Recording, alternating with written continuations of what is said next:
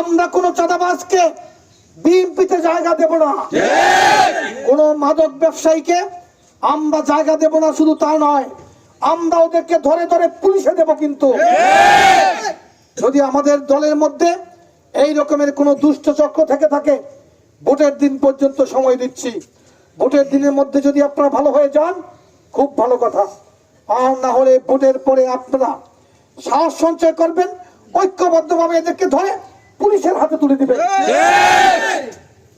যদি আল্লাহ রাব্বুল আলামিন কবুল করেন, আমি যদি আপনাদের প্রতিনিধি হতে পারি, আমি কথা দিচ্ছি, আপনারা যদি কোনো মাদক ব্যবসায়ীকে ধরিয়ে দেন কিংবা পুলিশ যদি গ্রেফতার করে, আমি কখনো ফোন করে তাদেরকে ছাড়িয়ে আনবো না।